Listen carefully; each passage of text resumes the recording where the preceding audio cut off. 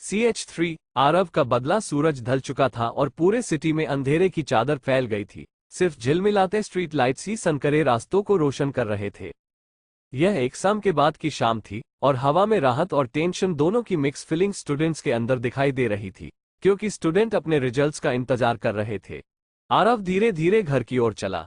उसके दिमाग में एग्जाम को लेकर अनिच्छा भरी हुई थी। जाना पहचाना बहुत पुराना घर दिखाई दिया, जिसकी दीवारों पर अब दरारें आने लगी थी, जो सिटी के अमीर परिवारों की भव्य हवेलियों से बिल्कुल अलग था। घर के अंदर का माहौल उदासीन भर रहा था। आरव की माँ आयशा, जिनके चेहरे पर दिन रात काम करने की वजह से झुर्रियां आ गई थी, जो रात के खाने का टेबल सजा रही थी, उनके चेहरे पर थकान के निशान थे। सालों की चिंता और मेहनत की लकीरें उनके चेहरे पर उभर आई थी। आरव की छोटी बहन अनन्या ने पहले ही अपना खाना खत्म कर लिया था और अपने छोटे से कमरे में सो रही थी, जिस वजह से आरव और आयशा को आज अकेले ही खाना खाना पड़ा। वो लकड़ी के टेबल पर बैठे, मध्यम रोशनी उनके चेहरों पर परछाइयां डाल रही थी। खाना साधारण लेकिन न्यूट्रिशन से भर रहा था, दाल, चावल और कुछ सब्जियां। वो खाते रहे, लेकिन आयशा के दिमाग में कुछ और ही चल रहा था। उनकी आंखें कभी कभी आरव की ओर जाती, जो अपने ही दुनिया में खोया हुआ था। आरव, आयशा ने धीरे से बात शुरू की, चुप्पी को तोड़ते हुए, क्या तुमने सोचा है कि तुम आगे क्या करना चाहते हो? मैंने आज फैक्ट्री में शर्मा जी से बात की है। वहां एक जॉब ओपनिंग है। शुरुआत में तुम्हें 4 से 6 हजार रुपये ही मिलेंगे, लेकिन 1 साल बाद ये 12 से 15 हजार तक बढ़ सकता है। अगर तुम अभी से काम करना शुरू करते हो तो ये तुम्हारे भविष्य के लिए अच्छा होगा, आयशा ने पूरे दिल से मुस्कुराते हुए कहा। आरव ने चुपचाप खाना जारी रखा। उसके मन में संभावनाओं और उसके सपनों की असंभावनाओं का चक्रवात चल रहा था। फैक्ट्री में काम करना और मामूली सैलरी कमाना उसके सपनों के साथ मेल नहीं खाता था। वह और चाहता था, बहुत ज्यादा, एक ऐसी जिंदगी जो सामान्य कामों और लिमिटेड सैलरी में बंधी ना हो। आरव, आयशा की आवाज कोमल लेकिन जोरदार थी, उसे उसकी सोच से बाहर खींचते हुए आयशा ने कहा। माँ, मैं नौकरी नहीं करना चाहता, आरव ने आखिरकार कहा। उसकी आवाज में कॉन्फिडेंस और जिद्दीपन की भावना थी। मैं अपनी पढ़ाई जारी रखना चाहता हूँ और एक जादूगर बनना चाहता हूँ। आयशा की भौहें आश्चर्य में उठ गईं। मैंने सोचा था कि तुम्हें जादू की पढ़ाई करना पसंद नहीं है। आयशा अचानक आरव की ऐसी बातें सुन चौंक गई। आरव ने समझाने की कोशिश की। ओह, मैंने पहले इसके इम्पोर्टेंस को नहीं समझा था। आयशा का चेहरा उदासीन हो गया और उनकी मुस्कान मुरझा गई। चिंता मत करो आरव, मैं तुम्हें जादू की पढ़ाई नहीं करने के लिए दोष नहीं दूंगी। हर किसी का अपना रास्ता होता है। नहीं माँ, मैं सच में पढ़ाई करना चाहता हूँ, आरव ने जोर देकर कहा। आरव, क्या तुम्हें सच में लगता है कि तुम अपनी एग्जाम में अच्छे ग्रेड्स ला सकते हो? मैजिक स्कूल में एडमिशन लेने के लिए तुम्हें हाई ग्रेड्स चाहिए होंगे। नहीं, आरव ने ईमानदारी से स्वीकार किया। उसने भले ही दिन रात एक कर पढ़ाई की हो, लेकिन उसके लिए हाई ग्रेड्स लाना नामुमकिन था। आरव ने अपनी मां की आंखों में देखते हुए कहा, मुझे पता है मां, पिताजी के गायब होने जाने के बाद मैंने अपनी पढ़ाई पर ज्यादा ध्यान नहीं दिया, लेकिन अब मैं इसे बदलना चाहता हूं। मैं अपनी पढ़ाई पूरी करना चाहता हूं और मैजिक अवेकन करके एक जादूगर बनना चाहता हूं। मुझे पता है कि यह मुश्किल है, लेकिन मुझे भरोसा है कि मैं ये कर सकता हूं। आयशा ने अपने बेटे की आंखों में कॉन्फिडेंस देखा और गर्व और चिंता दोनों इमोशंस महसूस किए। तुम सच में पढ़ाई जारी रखना चाहते हो? उन्होंने फिर से पूछा, कंफर्म करने के लिए। हाँ, आरव ने कॉन्फिडेंटली सिर हिलाया। उसे इस दुनिया में आए 1 हफ्ते से भी ज्यादा का समय बीत चुका था और उसने सोच लिया था कि वो अपना मैजिक अवेकन करेगा और यहां भी एक मैजिक जीनियस बनकर दिखाएगा।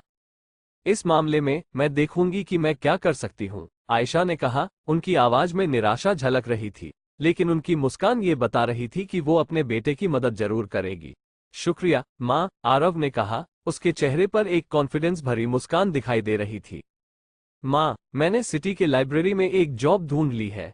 वहाँ ज्यादा सैलरी तो नहीं है, लेकिन मैं छुट्टी के पूरे 2 महीने घर बैठकर बर्बाद नहीं करना चाहता। एग्जाम्स खत्म होने के बाद स्कूल ने सभी स्टूडेंट्स को छुट्टी दे दी थी और क्योंकि मैजिक स्कूल 2 महीने बाद खुलने वाला था, आरव घर बैठकर आराम करने से अच्छा लाइब्रेरी में रहकर पैसे भी कमा सकता था और पढ़ाई भी कर सकता था। मुझे कल से ही ज्वाइन करना है। आयशा आरव को पढ़ाई में इतना सीरियस होता देख आश्चर्यचकित थी, लेकिन उन्होंने उसे पूरी तरह से सपोर्ट करने का फैसला किया। एक ऐसे समाज में जहां सिर्फ मैजिशियंस की ही इज्जत की जाती थी और आम आदमी को तो समाज द्वारा नीची नजरों से देखा जाता था, वो आरव के मैजिशियन बनने के महत्वाकांक्षाओं के इम्पोर्टेंस को समझती थी। आरव ने जल्दी खाना खत्म कर अपने कमरे में चला गया। उसे कल से लाइब्रेरी में काम करना था। सुबह होते ही वो लाइब्रेरी की ओर जा ही रहा था कि उसने अपने गेट के बाहर एक मोटे तोंद वाले और जिसकी शक्ल पांडा जैसी थी, जिसके दोनों गाल गुलाब जामुन जैसे नरम थे, उसे देखा। भाई आरव, मेरे पास तुम्हारे लिए एक अच्छी खबर है। ये लकी था, आरव का बचपन का बेस्ट फ्रेंड। वो भी उसी मोहल्ले में बड़ा हुआ था। अच्छी खबर क्या है लकी? आरव ने पूछा। आपके बड़ी बुआ की लड़की, सिंह परिवार के मुखिया की बेटी समायारा वापस आ गई है। मैंने उसे उनके हवेली के पास देखा। आपको नहीं पता होगा कि वो अब कितनी ज्यादा सुंदर हो गई है, जैसे कोई परी, लकी ने एक्साइटमेंट में कहा। आरव ने सिंह परिवार की हवेली की ओर देखा, जो उसके बगल में भव्यता से खड़ी थी। हवेली का शानदार गार्डन ऊंची लोहे की भालों से घिरा एक पार्क जैसा दिखता था। उसे याद आया कि पिछला आरव भले ही पढ़ाई में अच्छा नहीं था, लेकिन उसका बचपन उससे कहीं ज्यादा गुना अच्छा था। जब वो छोटा था, आरव और मोहल्ले के बच्चे अक्सर उस गार्डन में खेलते थे। तब यहाँ इतनी बड़ी दीवार नहीं थी और सभी बच्चे गार्डन में खेलने आया करते थे। सिंह परिवार की हवेली एक फेयरीटेल के महल जैसी लगती थी। आरव के बड़ी बुआ की लड़की समायारा, जो वहां रहती थी, वो बचपन में किसी राजकुमारी से कम नहीं दिखती थी। क्या आप जानते हो, मैंने सुना है कि उसे सिर्फ 14 साल की उम्र में सेलेस्टियल मैजिक स्कूल में एडमिशन मिल गया था। सेलेस्टियल मैजिक स्कूल पूरे देश का टॉप 10 मैजिक स्कूल है। समायरा के फायर मैजिक टैलेंट के कारण उसे अपना सेकेंडरी स्कूल कंप्लीट करने की भी जरूरत नहीं पड़ी। उसे सीधा सेलेस्टियल मैजिक स्कूल द्वारा चुन लिया गया। वो सच में एक मैजिक जीनियस है, लकी ने समायरा की तारीफ करते हुए कहा।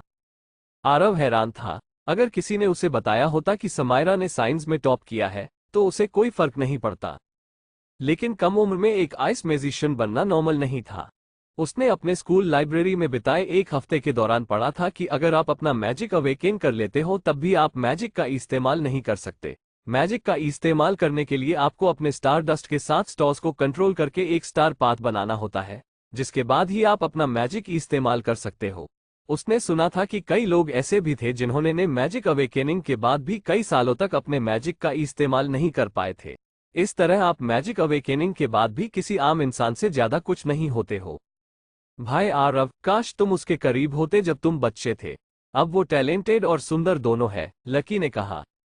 वो बहुत पहले की बात है, बकवास बातें मत करो, आरव ने जवाब दिया। उसने अपने अंदर के फीलिंग्स को छुपाने की कोशिश करते हुए कहा। कुछ देर बाद आयशा घर से बाहर आती दिखाई दी। आरव, मुझे थोड़ी देर के लिए बाहर जाना है। अनन्या तुम्हारी मौसी के यहाँ रहने गई है, इसलिए वो आज घर नहीं आएगी। ठीक है माँ, अपना ध्यान रखना, आरव ने कहा। आरव ने लाइब्रेरी जाने से पहले आज इस जगह को अच्छी तरह देखने का फैसला किया। वो इस दुनिया में एक हफ्ते से भी ज्यादा समय से रह रहा था, लेकिन कभी भी उसे यहाँ घूमने का मौका नहीं मिला। वो चलते चलते एक हवेली के पास पहुंच गया। हवेली के अंदर आयशा यहाँ आहान, आरव के छोटे चाचा, से मिलने आई थी, जिनकी परिवार में काफी इज्जत की जाती थी और जो मैजिक हाई स्कूल के ट्रस्टी भी थे। आरव ने अपनी माँ को महल के अंदर जाते देख वो भी महल के अंदर चुपके से घुस गया। हवेली बहुत बड़ी थी, जिसमें ऊंचे ऊंचे गेट थे जो एक लंबे रास्ते की ओर ले जाती थी, जहां अच्छे से सजे हुए गार्डन और संगमरमर की मूर्तियां थीं। हवेली खुद एक आर्किटेक्चर द्वारा बनाई गई मास्टरपीस थी। ऊंचे मीनारों, जटिल नक्काशी और बड़े खिड़कियों के साथ थी, जो अंदर के शानदार नजारे की एक झलक पेश करती थी। ऊंची छतों में झूमर लटके हुए थे। कमरों में प्राचीन फर्नीचर और समृद्ध टेपेस्ट्रीज से भरे हुए थे। आयशा एक आलीशान सोफे पर बैठी थी, इतने बड़े महल में छोटी और असहज दिख रही थी। थोड़ी देर बाद आरव का छोटा चाचा आहान आयशा के सामने आकर अपने एक पैर पर दूसरा पैर रखकर बैठ गया। उसके बैठने का अंदाज किसी घमंडी इंसान जैसा था, जो आम इंसान को नीची नजरों से देखता हो। आयशा, आपका इतने समय बाद यहाँ कैसे आना हुआ? आहान ने कहा। उसकी आवाज दिखावटी गर्मजोशी से भरी हुई थी। आप यहाँ किस लिए आए हो? आहान, मुझे तुम्हारी मदद चाहिए, आयशा ने कहा। उनकी आवाज स्थिर थी, लेकिन उनकी आंखें उनकी नर्वसनेस को उजागर कर रही थी। आरव मैजिक स्कूल में पढ़ाई करना चाहता है, क्या तुम उसे एडमिशन दिलाने में मदद कर सकते हो? आहान हल्के से हंसा, एक ऐसी ध्वनि जिसने आरव के नसों को झकझोर दिया। आयशा, आरव पढ़ाई में बहुत कमजोर है। मुझे शक है कि वो अपनी एनुअल एग्जाम्स भी पास नहीं कर सकता है, और आप चाहती है कि मैं उसे मैजिक स्कूल में एडमिशन दिलाऊं? लेकिन आहान, इस बार वो बदल गया है। उसने पढ़ाई में अपना इंटरेस्ट दिखाया है। वो अब जादू के इम्पोर्टेंस को समझता है। आहान, उसे एक मौका देकर देखो। आयशा ने आहान से रिक्वेस्ट करते हुए कहा। आहान ने आगे की ओर झुकते हुए कहा, उसके चेहरे के एक्सप्रेशन पढ़ने मुश्किल हो रहे थे। आरव, जो हमेशा अपनी क्लास में सबसे पीछे रहा है, आप सोचती हैं कि वो बस कुछ दिन की पढ़ाई करके अचानक एक म्यूजिशियन बन सकता है? आहान, तुम मैजिक स्कूल के ट्रस्टी हो, तुम किसी का भी एडमिशन मैजिक स्कूल में करवा सकते हो, आयशा ने रिक्वेस्ट करते हुए कहा। हाँ आयशा, मैं ट्रस्टी हूँ, लेकिन मेरे भी स्कूल में कुछ लिमिटेशंस हैं, आहान ने कहा, उसकी आवाज ठंडी होती गई। मैं एक ऐसे लड़के में क्यों इन्वेस्टमेंट करूं जिसने कभी कोई टैलेंट नहीं दिखाया हो? मैजिक स्कूल की फीस भी बहुत महंगी है, और मुझे तो लगता है कि आरव एग्जाम्स में पास भी नहीं हो पाएगा। चलिए एक बार के लिए हम मान भी लेते हैं कि वो एग्जाम्स में पास हो गया, लेकिन आपको तो पता ही होगा कि मैजिक स्कूल में एडमिशन के लिए हाई ग्रेड्स लाना कितना ज्यादा जरूरी है। हालांकि अगर आप मुझे 1 करोड़ रुपए दे सकती है तो मैं आरव का एडमिशन करवा सकता हूं। आयशा का चेहरा उतर गया। आहान, मैं 1 करोड़ कैसे दे सकती हूँ? मैं इतने पैसे तो 5 साल में भी नहीं बचा सकती। आहान पीछे झुक गया, उसके चेहरे पर एक चालाक मुस्कान फैल गई। आयशा, जादूगर के रूप में पैसा कमाना मुश्किल नहीं है, और मत भूलो, हमारा पुराना घर जिसमें आप रहती है, जिसे बड़े भैया विहान ने आपके नाम किया था, जिसकी कीमत कम से कम 2 करोड़ है, आप इसे मुझे बेच सकती हो, और आपके पास आरव के एडमिशन और एक आरामदायक जीवन के लिए पर्याप्त पैसे होंगे। आयशा की आंखों में आंसू आ गए।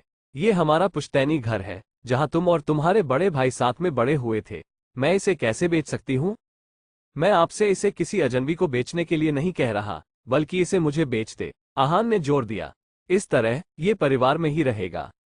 आरव, जो बाहर छुपा हुआ था, गुस्से से अपनी मुट्ठी भींच रहा था। उसने अपने चाचा की लालच की सीमा को महसूस नहीं किया था। उसने देखा कि उसकी मां के कंधे हार में झुके हुए थे। ठीक है आहान, मैं इसे तुम्हें बेचने के लिए तैयार हूँ। तो ठीक है आयशा, आरव का एडमिशन भी मैजिक स्कूल में हो जाएगा। आहान ने उसके आंसू की अनदेखी की और खड़ा हो गया, बातचीत को खत्म करने का संकेत देते हुए। दीवार के सहारे झुका आरव, जो खिड़की से ये सब देख और सुन रहा था, उसकी मुठियां गुस्से से कस गईं। उससे याद आया, जब वो 6 साल का था, उसके पिताजी के गायब होने के बाद उसके दोनों चचा ने अपने बीवी बच्चों के साथ घर छोड़ दिया। उसके पिता इस सिटी द्वारा सम्मानित एक महान मैजिशियन थे, जिनके सामने उस समय सिंह परिवार का हेड, जो उसकी बड़ी बुआ का फूफा था, वो भी उनके सामने झुक जाते थे।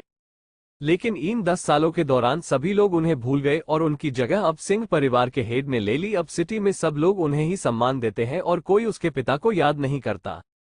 इन 10 सालों के दौरान बहुत कुछ बदल गया। उसके दोनों चाचा ने उसकी मां को बिना बताए उनके परिवार की सारी जमीन जायदाद अपने नाम कर ली और उनके लिए सिर्फ ये पुराना घर छोड़ दिया। आरव को तो ये बात सोचकर गुस्सा आ रहा था कि अब उसका ये पुश्तैनी घर भी उसका नहीं रहा। उनके दोनों चचा उसके पिता की वजह से एक टैलेंटेड और बड़े मैजिशियन बनने में कामयाब रहे थे, और इन 10 सालों में उन लोगों ने खूब तरक्की की थी, जिस वजह से उनकी पूरी सिटी में अच्छी खासी पहुंच थी। अगर वो चाहते तो आरव का एडमिशन मैजिक स्कूल में एक झटके में करवा सकते थे, लेकिन उन्होंने ऐसा कुछ नहीं किया, जिस वजह से आरव ने एक बार फिर अपनी मुट्ठी भींच ली और मन ही मन खुद से प्रॉमिस किया कि वो अपने परिवार द्वारा उसकी मां पर किए गए अत्याचारों का बदला सूद समेत उन्हें वापस करेगा।